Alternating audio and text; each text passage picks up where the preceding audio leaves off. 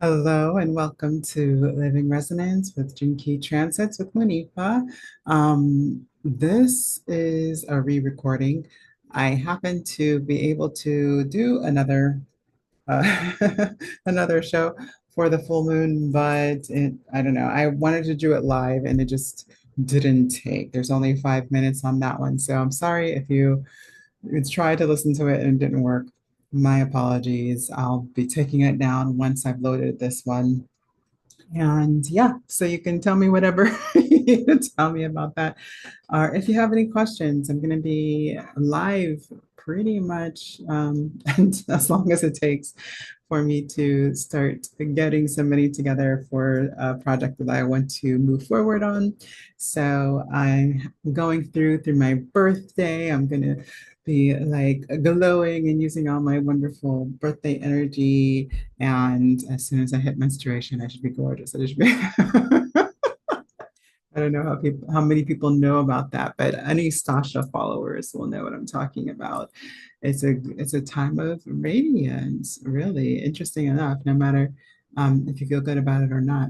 I know I feel like I look older right up until and I usually, usually all the things. Deep blue deal, you don't feel great to begin with. You don't have as much energy as usual. You get a little foggy in the brain. So fogginess from deep blue deal, fogginess from full moon. That is also true for me. Like I get a little dreamy in full moon. And interestingly enough, this full moon was almost like a dull dreaminess. And it could be because my sun is in Cancer, so that moon is in opposition to all my moon energy. I have a sun and moon in Cancer in my natal chart. So I feel like it's yeah, I'm definitely feeling the oppositions. Like considering I feel like I'm well in my mind, well in my body, well in my spirit. And considering all that, there's a lot going on that's not ideal. So that's one of the reasons why I chose the delayed rewards kind of foretelling. I think there's some, I think I forget what card it is in Tarot, but there is like a precedent for this even in energy archetyping. So it's interesting that we think of it as energy archetyping, but I think some people think of it as personality archetyping, and it really isn't. Hmm. This is interesting because I've had this argument with Susie. Not argument, it wasn't an argument. It was kind of something that came up when we were looking at some information on Carolyn Mace because she doesn't believe personality has relevant to anything to being able to kind of manage in the world. And I was like, that's interesting because we all have personalities. I think it's kind of a moot point to say something's not relevant when it's applicable to a great mass. So I don't know. I have to figure out what she actually means by that. I have to hear her explanation on that for me to know, whether I agree or not, because it could be a perfectly reasonable explanation behind it, but not the point. Again. I don't know. It may come up later. This is one of the interesting things and what I've learned to embrace about my foggy moments is that I tend to pull things in intuitively and I don't even know their messages sometimes until it comes back into the conversation when I'm working towards the helping part, right? When I'm like, okay, and now this is how we can use this information, how I'm built. When I get to the point where I can really um, lend something of impact, lend new information, a new way of seeing something, a new way of moving forward. As kind of my little genius gift that tends to show up. So, welcome back to Living Resonance. If you've been here before, or if you're new, thank you for hanging in there during my luteal fog.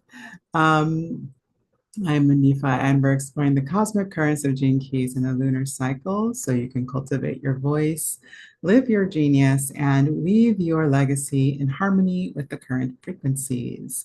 So, currently, we're in the lunar phase of full moon in Capricorn, which is gene key 54 and human design gate 54. So, they are the same numbers and they are just there's a different download that Richard Rudd has brought in for us about how we can see the energies in their different possibilities and different frames of experience in our evolution and who we are and in our body physical makeup.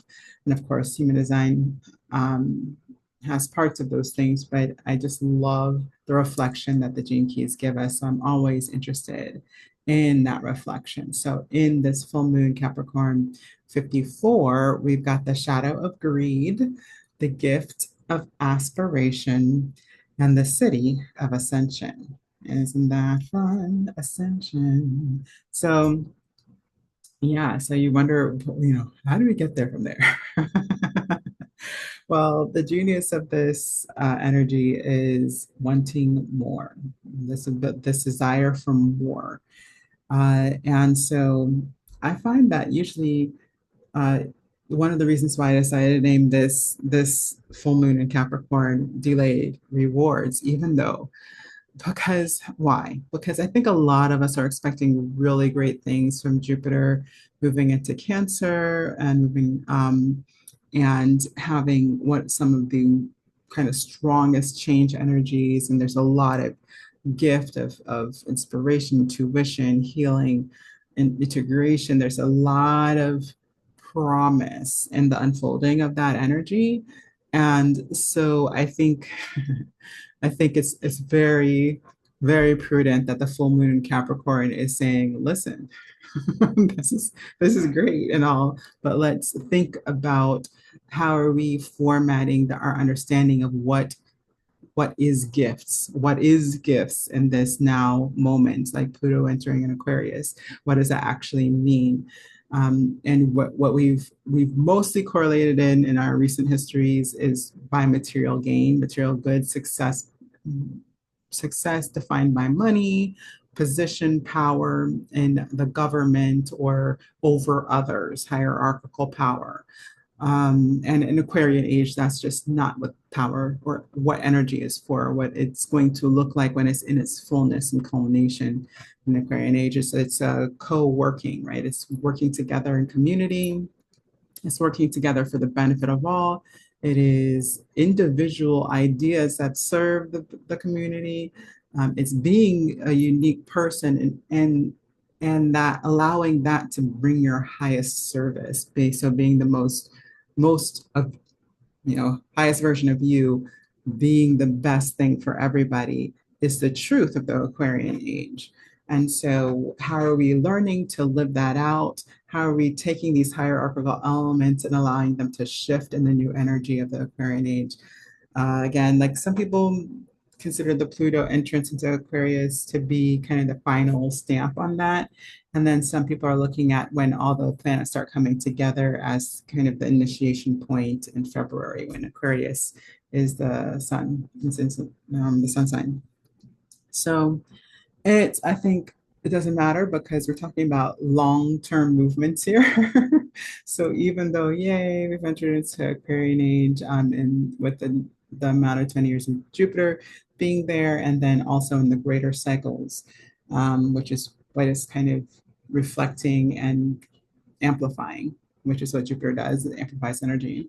So in that amplification, we're like, we should see it now. It should be happening right now. But really what we're seeing is the blatant evidence of how much we have to travel, how much work we have to do to be able to do this when everything is pointing the other direction, right? World leaders, AI, right? It seems like there's this push almost for ubiquity, for the efficiency of the hierarchy, right? So those who are already have attained success through money and position and power. And so what we find in energy is usually there's this push in one area to force the development in the other. And so I think that's what's kind of happening. I think honestly, the empaths and the Cancerian influences that are at hand are actually pushing the hierarchical elements to fight harder. I feel like we have been doing a lot of good work, and it is obvious. It is obvious to I think those who are experiencing it within themselves and their spiritual work, but also in the results, like that we're still we with all the chips that are stacked against us, with all the money that's being poured into directing what we should think and what we should be doing, and with the increased capabilities of using technologies and neuroscience and all these things to basically program us to do what they want, we are still breaking away. We're still breaking away into creating our own ideals and beauty. So that I think is the biggest takeaway for this. But let's get into a little bit of what are the reflections and the energetic meaning so that we can make the most of it. That's the point, right? How do we move out of delayed rewards and into a feeling of a receptivity of what is available? Um, because I think the big things are still available. I don't think they're ever not available, to tell you the truth. But it can, how are we able to receive them? Are we allowing them in? Are we perceiving the possibilities? Are we welcoming, recognizing the value, and being resourceful with it? I think is the most important part of this. So, okay, moving in. I use quantum human design for definition. So, hey, Carrie Parker, if you're listening. Then the 54 is divine. That's the word that she has for this gate in quantum human design. And here she talks about the challenge being able to develop a practice that taps into your divine connection for inspiration and being able to sense things so that they are happening at the right time or at the most what do you call it, impactful time. So it's like kind of that question of, are you able to even be able to tell? Do you have any intuition and do you trust it enough to be able to make right timed action, right?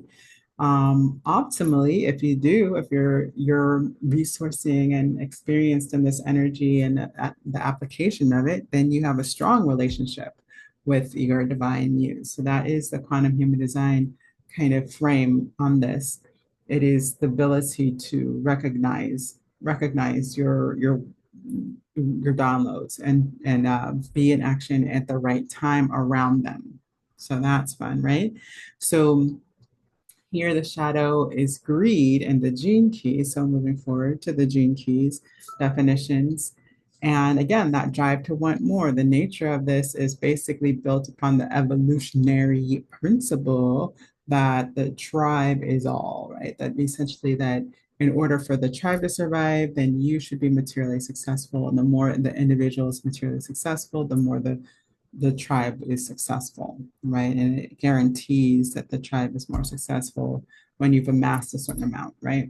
So, interestingly enough, this energy is not just about uh, it's not just about the material things. The money and the wealth creation is huge. Obviously, that's greed. Greed is big on that, but it's also to be in the hierarchical perception so that others will see them as better, so that they will gain clout. The clout will increase their power, their ability to create that change. So yeah, so it's not just about being and having the things, it's about looking like you have the things. So this is why this is one of those elements of people that like to show off their wealth, because wealth generation energetically does like to be seen. It's kind of a principle of prosperity, and being visible and being and inspiring others to more, to want more. That is something that will be perpetuated by our evolutionary energy, because it makes us want to figure out how to create more. So that makes us invent new things, and it makes us want to figure out how to get the new things, right? Somebody else is creating them, and it's bringing us together because we're learning. We decide to be in communication and connection with places that may be really hard to be in connection and communication with in order to get those things. If you think about even like early times of trading of, not really, but when they did one of the most mass uh, building projects, I guess is one way of saying, or even reshaping the earth projects by building the Panama Canal so that they can get to the spices faster from India, right? Because like they wanted to do that. But even until then, they were traveling masses of water or earth in order to get these things that are, essentially you consume and it's over. Like it's like, spices were huge as a matter of trade.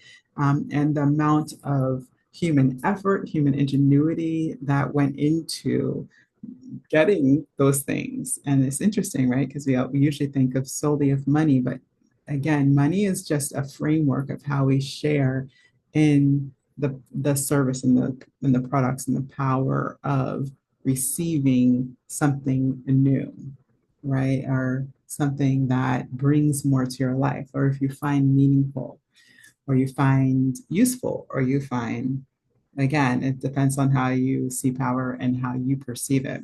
But this is why we have to be really in tune with what we find to be true for that. We're going to get into that later. So we're just going to, instead of talking into circles around that, we're going to move on to understanding that essentially greed is aspiration without trust. So if you remember, aspiration is the gift of vibration of this frequency. I do say this a little bit differently because of how I see music and vibration and resonance. So I feel that sometimes the way that the book uses it is not quite um, referential in the music physical sense and physics sense. And so I kind of use my own way around this. I just switched into it because it doesn't make sense to me sometimes the way they talk about it. Anyways, if you get what I'm saying, I hope you do. If you don't, I get it. It's about physics. It's about how sound actually works with the vibration and resonance and frequency. So anyways, moving on. If you want like kind of the deeper aspects of that, I have courses on it. So you essentially, without this element of trust in the aspiration, that is what creates the sense of fear here.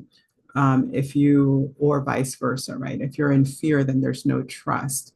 And what happens when there's no trust is that it compromises the integrity, which is why we experience this frequency as greed, because essentially you don't care about anything or anyone eventually beyond what you can get, beyond what you can get out of it and or get out of them, right? So in the acquiring, in the ingenuity, you stop caring if it kills, 1,000 people to be able to build a Panama Canal, right? Like you might not take the uh, proper precautions in order to go faster, regardless of human life, right? This is the kind of thing that happens where something that can be ultimately good and doesn't have to be hurtful to anybody is hurtful, and it just doesn't have to be, right? And this is what happens when we stop trusting that we can get what we need and be caring and thoughtful of others, right? So there needs to be a balance there. So essentially, the getting the material thing itself, being powerful or looking powerful in and of itself becomes the desire instead of the ingenuity or the creativity that allows you to do that, right? And so that's where we get it back to essentially that the quantum human design definition, right? You're not trusting that you'll get the right information for it to be the right wave to receive what's next, right? So, yeah, so essentially, that if you don't have the power, that you can't get what the tribe needs, that you can't get what you need, and it creates this cycle of lack of integrity because now we start maybe even compromising our deals that we've maybe put our hand to. Like, are you signed a contract or you said out your mouth, yeah, I'm definitely going to do that. But because you don't feel like you can trust that you're going to get everything you need out of it, you might cut some corners, like this happens in construction sometimes, or like, yeah, it's this much and it takes this many hours, and then conveniently you get another contract, and so you might just split the materials a little bit, or you just cut the corners instead of just doing what you say you're going to do, because you're trusting that more will come and the way that it needs to for you to be get what you want and need, right?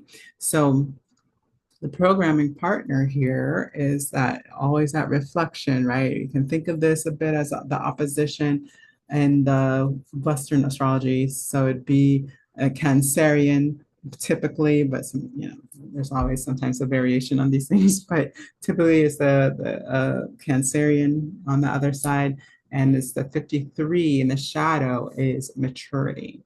So what's happening here is essentially is saying that the only reason why you would think the materials are the only thing that matters, the only reason you would think that the power as a result is the only thing that matters, is if you're too immature to learn that there's bigger and better things to life, right? You never learn any better. You never understand any better. You never acquire the knowledge to understand that's not true, right? There's many things that are better than getting more stuff, and there's many things that are better than having more power, like love and relationships, and being like shared value. What am I trying to say? But like shared affection is 1,000 times better than materiality. Like I'm so much I want more money all the time. I feel like I could use more money all the time. And yet I would not trade that for my relationship with my husband, my ability to make friends and to have the relationship that I have with my clients. I wouldn't trade it for the world, right? I don't, It's not a worthy trade to me. And to me, like I feel that's a sense of maturity, not necessarily always what everybody chooses, but I think it is something that's just developed in me as a wisdom, right? And so on the repressive side of this energy, it can look like the way this energy would play out when you're wanting more, but it's repressed, is you become unambitious. So this unambition means that you get disillusioned and think that you can't achieve anything, that you can't get what you want, right? Which creates super passivity and complacency. Of course, we see this a lot in religious personalities, because essentially there's this feeling that we're supposed to just abdicate everything and not be using our ingenuity and our resourcefulness of being. And then essentially you just live in the spiritual self, and then you discount what you physically need in the world. So if I was to say, I said I lean more to this side, because honestly, like I'm much more interested in having yummy emotions and having beautiful spiritual experiences. And sometimes I do forget to put in the ingenuity, effort, inspiration into obtaining the physical things, right?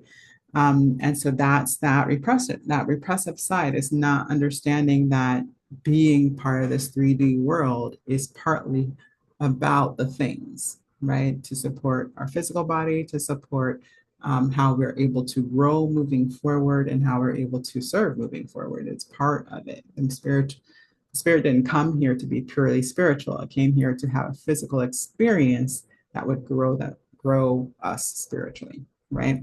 So that is part of it. So if you abdicate the truth that part of you is here to grow it in materiality, then you're not getting the full spiritual growth that is available to you. Okay. So on the reactive side of this, it's greed. It's greedy. So it's being obsessed and blinded for the need of more and lacking the feelings that of understanding what benefits others, right? And so you start relating to others only through possessing, acquiring, owning, and manipulating others.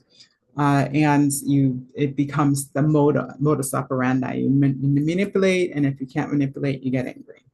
And so those are the common emotions on this reactive side. So on the repressive side, it's more passive and complacent. On this reactive side, it's manipulation and anger, right? Feeling like you have to make somebody do something or get angry. So, in the gift, how do we get this trust in here, right? One of the things I put in the notes is that we want to be able to transcend and include. You want to transcend what's happening, and we want to include that which is true, because in those who have read the Gene Keys know that the shadow is not something that's going wrong. It's the key to understanding the gift, right? So when we include the understanding that material part, materiality is a part of our human experience, then we can include that truth and transcend it with the higher truth that we are first and foremost spirit, right? Um, and then we recognize that, we realize that as spirit, we are one, and it includes everybody. It includes the benefit of others because we are one. So if others are not receiving and getting things that they need and are valuing out of it, then we are not in our gift, right? So this is where it's interesting to me always to have fun with this, because a lot of times we are in this sense of it has to be one or the other. And in the shadow, we're like, well, what other version of this is there, right? But it's the transcending and including. And usually that transcending and including includes the heart or the heart chakra, or our ability to tap into universal consciousness, or our ability to sense what is the best for all. And that happens through our heart center, right? So is just having a better understanding overall of what it takes to show up in the highest vibration, right? So, what are some of the superpowers? I always love when there's like a specific superpower I can tell you about in the genius or the gift of the gene keys. And the one of the coolest, I think, is the smell sense, to be able to sense fear and how that others are operating in greed. In other words, if you smell fear in somebody here trying to create something with or make a deal with, then you can know that they're probably on the side of not recognizing what we can do, how it can be a win-win-win-win-win-win-win. They're more interested in getting as much as they can out of it, and they're willing to manipulate or even attack, right, in order to get what they want. Um, so yeah, that's like, it can get really nasty, right? But it's not necessarily that they would even go that far, but as soon as you start smelling the fear, you can kind of sense whether it's going the right or the wrong direction, or if they're even the right person to trust. Why is that important? Because trust creates speed. This is something that I'm not sure the idea originated from, but a wonderful person that I know was talking about how essentially that without trust, everything stops, everything slows down. And this is very true.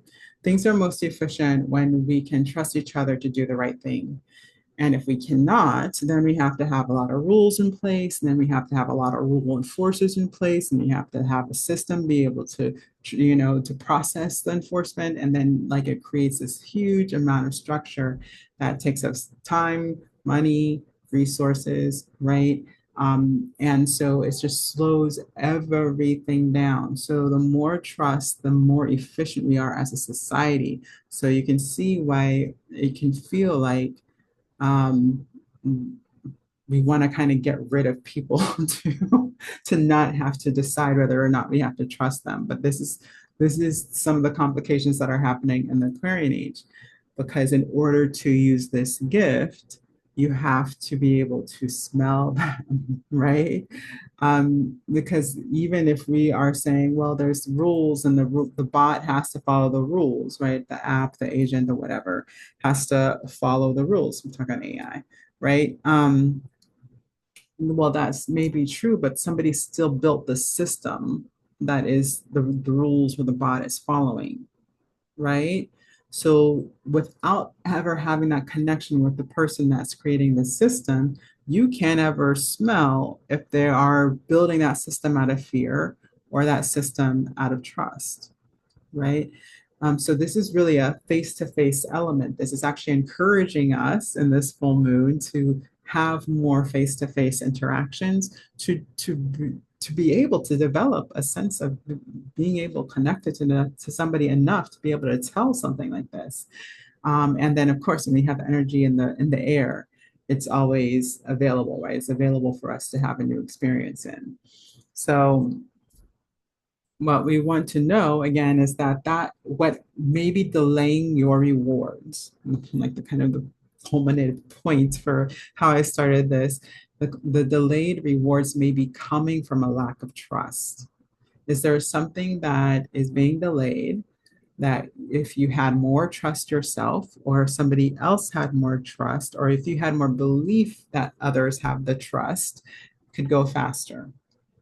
That's kind of the named thing. I think if a lot of us that the thing will flow, the thing will move. It will not be delayed if we can point out those things. If we can even create the trust. Again, we might be out of the kind of insular time of full moon, but we still have the it's still echoing right throughout the 2 weeks. So we still have another few days or so before I would say like, hopefully you remember how you felt during the full moon, right? But it is that feeling like not focusing too much on the material thing, but to focus on the trust that creates the possibility for it. Does that make sense? All right. So the power, I wish I had the feedback. I'm used to my classes where I'm like, yes, that totally makes sense. All right. So thanks. Thanks for inside my head clients. So yeah, so the power here and the gift is to be able to sense when there is a flow, if there is a flow, if there's an anchoring of trust that allows for the flow of the creation, right? And that is how we can like use the superpower here. Can you sense that we're on the same page and that we're both in trust and we're both excited for what we're creating and what we're inspired for what's next on both sides. So that's part of just what's coming up right now. So if you get a chance, you might see that I'm doing live readings in this now moment. And so the one that we did last night, it came up a lot. We were talking Gene Key's Prosperity Path, and it came up a lot because of the gift that of innovation that was available. And so it was kind of like, oh, if we need to be able to learn where inspiration is anchoring us in this trust, right? So this is it's so beautiful as when messages come together, right? Um, that's one of my fascinations with the 64. And I love I Ching for it. And I hope one day that I can start giving you like kind of my I Ching understandings. I'm not there yet, but I'm learning, and hopefully one day we'll be there. So one of the takeaways that I want you to go walk away with here in this full moon Capricorn is that like what to do in the meantime. So delayed rewards is for the first part, but it's also about being able to what to do about it, right? Again, I'll go back to the top on this. That it may feel delayed, but maybe it's not. Maybe it's in exact the right timing. If it was in the right timing, what could you be doing differently to make the most out of this time? And so, as a business owner, this is something we constantly have to do. Sometimes we're waiting on things, sometimes we're waiting on money, sometimes we're waiting on people. And so, there's a lot of times if you are sitting in the delay, if you're sitting in the waiting, then you're not recognizing or using the resources at hand to move forward, right? So and it can, I feel like at this time with this like really strong Capricorn energy with the Saturn and Neptune moving into I think it's Aries. Yeah, Saturn Neptune moving into Aries. Um we're getting a lot of this feeling like I want to be able to move faster, but it makes no sense, or it's not the way we would have done it before. So Saturn is that reflection of Capricorn. It's giving us this kind of the structure that can feel like it's preventing or impeding, right? But what, this is where we have to get resourceful as business owners and as creative minds, right? This is why I think creativity is so important, that we practice creativity is so important so that we can have a sense of what it takes to move through what feels like restriction. So if you allow for that, then you will have a new spark, a new inspired thought, a new way forward. Maybe not even new, but if you get something new, I would move on it. I would move on it before the Mercury retrograde comes up, right? Like get it initiated, get it started, get the contract signed, if, whatever it is. I would do that before Mercury retrograde, if at all possible. Again, with review, like nothing should be totally avoided. But at the same time, like if you can do it at the best or more optimal time, then why not? Why not? Get on it, get on it. And yeah, so again, 54 is in the human design, quantum human design word is about, are you able to use the divine muse to make the most, to get more out of what you're currently going through? It was so interesting because I feel like, I don't know, I know for me, and I feel like, and it is also a gene key. There's a gene key for leadership that in the shadow is victim. And what happens a lot of times with leaders is that we see the problem so clearly that we either have the answer or we don't. We haven't experienced the answer, or, but essentially it comes down to feeling like you're a victim to the circumstance. So most leadership is about empowering people to move past circumstance. And yet, one of our biggest, like our biggest fulcrums of that frequency energy is that first we feel the pain. We feel the pain of not being able to move past something. Isn't that interesting? So how are we making ourselves victims instead of the leaders that would be able to teach you through it? One of the most powerful coaching practices that I've seen, which you're like, oh, you're so, especially if you can like interrupt the whole victim mentality, storytelling. And it's because it's not like we're making up stories out of nothing, right? Most of us are making up the stories that are prevalent. They're actually happening. We're literally experiencing them as such. And most people wouldn't be able to overcome some of the trials that we are currently feeling victim to. Most people wouldn't, right? So at the same time, if you're like one of these empowerment people, if you're here to transform other people's lives, one of the first things that you have to be able to do is take something that seemingly looks impossible and create space and possibility around it. And that's what leadership is, right? So the, my point being that like one of the best questions you can ask yourself or someone else is, well, what advice would you give someone else about this?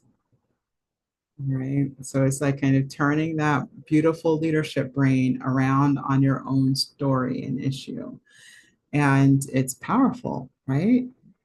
I mean, I feel it. I don't know what y'all are doing over there, but I felt an energetic shift. So something's happening. And so this is part of what I want you to do so that you can even entrain this as a habit, right? This is one of the habits that we want to build as leaders, as people that want to help more people over time, is that we can hold our vibration of truth and power and beauty, even in the face of extreme challenge, right? So that we can still be of service in extreme challenges. And that's really what we're looking to do in this now moment, because life is challenging. Governments, peoples are challenging. Like people are going through some real stuff right now. And if we're at all empathic, it does impact us. It does impact us. So how are we staying strong so we can help those who need help, so we can make this look different, right? So we can make new things happen and not have these same old sad, boring, starting to get boring, all these patriarchal stories that are repeating and repeating and repeating, right? Anyways, how do we do that? By understanding what's meaningful to us. What's meaningful to us, we're willing to sit and spend time on, regardless of the outcome, the material outcome, the the praise, the recognition. What's meaningful to us, we would do regardless. So we want to know that about ourselves. What makes your life meaningful is the first question I have for you. What makes your life meaningful? If you can find that, again, if it's the situation that's being delayed, it may be a little hard. It may be a little hard because you're going to be like, that has nothing to do with me getting what I need right now, right? But what it can do is point you in the right direction of what resourceful, impactful action can look like until, right? And it can even make it even better. So the second question is, what makes a life beautiful? So can you experience the beauty without even having the thing? A lot of reality you can. You can start having that experience way before the thing arrives. And so that's a lot of what manifestation and alignment of emotion and mind come to is have experiencing the beauty before we get it. So the third question is, what makes life interesting? So I think this is sometimes the best of the answers. If you notice, a lot of great platforms have been built from what we find interesting. Like, I know there's some of us who are gamers and there's some of us who are not. So those who are gamers, and I know you've seen it, like the massive of crowds that amass around gaming, not just playing the game, but watching people play the game because it becomes interesting because you want to know what it's like to experience somebody else's capability in the game.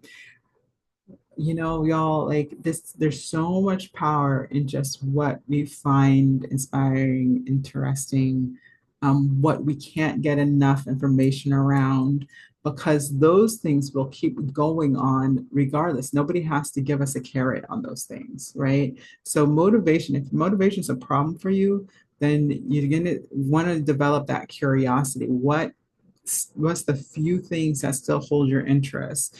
Usually, if we've turned off our emotions, we have a hard time getting curious again.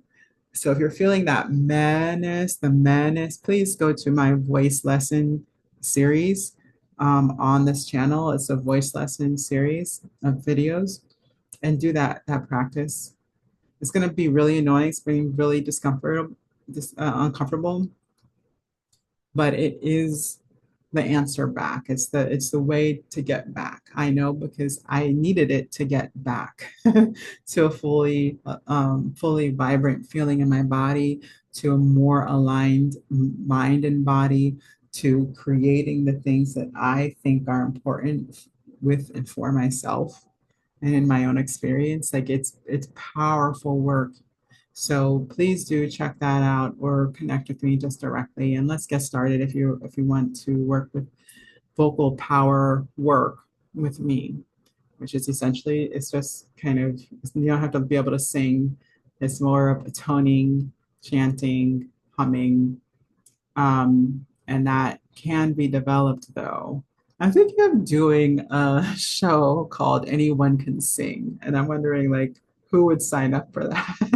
I'm like, would it be an insult to people and then and partly I want to do it because I think people who think they know how they sing are often not open to feedback and are not open to looking bad or sounding bad or to doing things differently. And so I'm more interested in people who are like have no preconception of what is possible because I really don't think anything's possible.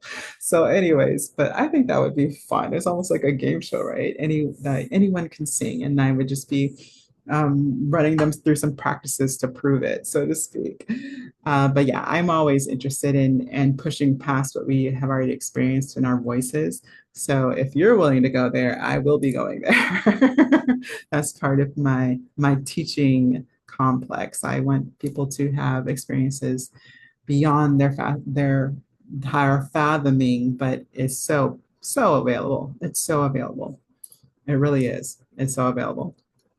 All right, so the embodiment suggestion here is that when you're doing the Oman's method or you're doing the vocal practices that I have on my channel, that we're really considering the heart center.